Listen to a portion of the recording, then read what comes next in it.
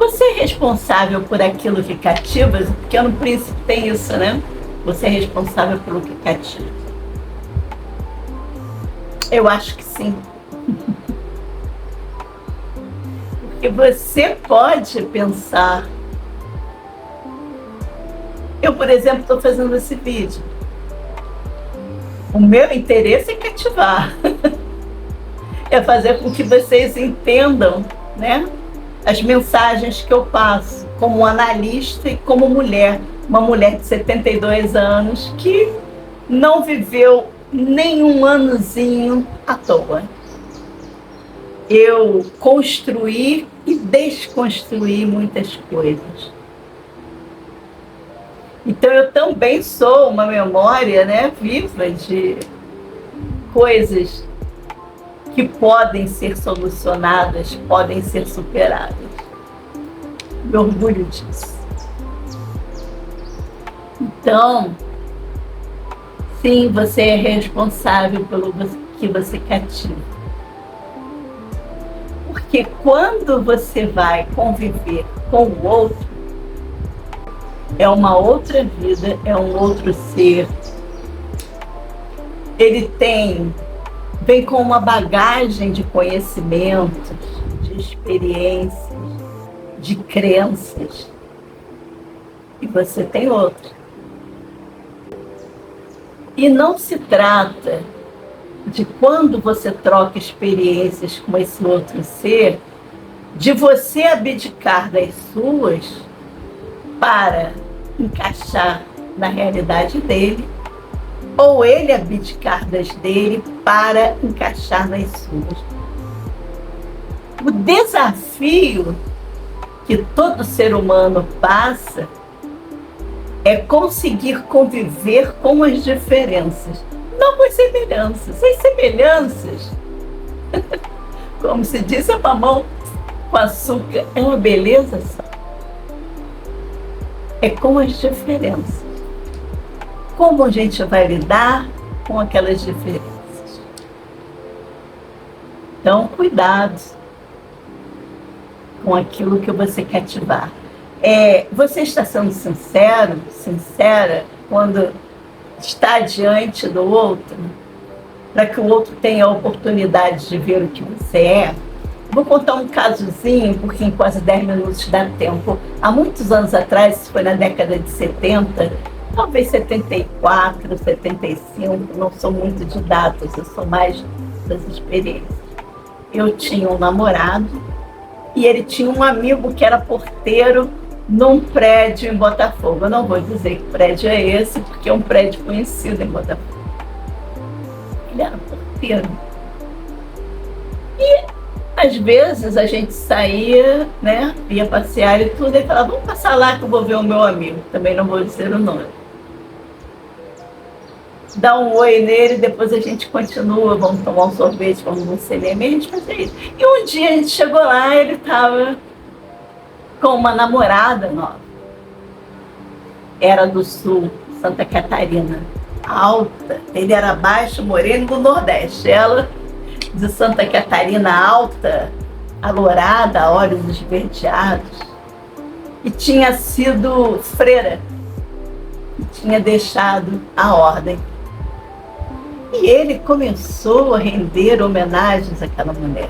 Né? Eu conheci o amor da minha vida, a mulher perfeita, a mulher... Também não vou dizer o nome dela, embora eu nunca tenha esquecido o nome dessa mulher.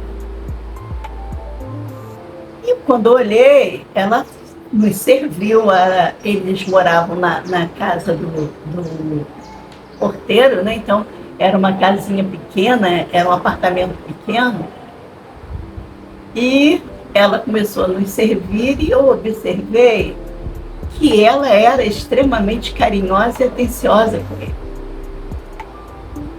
Eu tinha meus 20 e poucos anos e eu tinha muito... Eu era uma pessoa em ebulição, eu queria transformar o mundo. Eu olhei assim, aquela mulher passiva, submissa.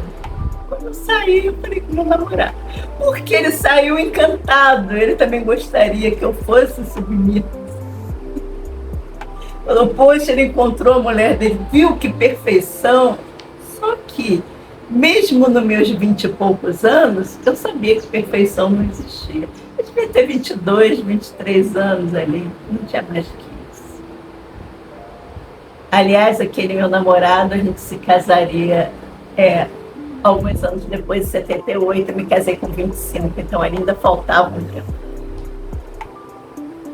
E eu falei para ele, aquela mulher é falsa. Não existe mulher. Eu não sabia nem muito bem do que eu estava falando. Hoje eu entendo, eu sou psicanalista, eu entendo o ponto. Mas naquela época foi só o instinto feminino. Bem, moral da história, ele resolveu se casar com ela, porque ela era religiosa, ele achou melhor se casar com ela, e eu e o meu namorado fomos convidados para ser padrinhos de casamento. O casamento foi lindo. Ela já era uma mulher madura, com mais de 45, 46 anos, mas foi vestida de noiva.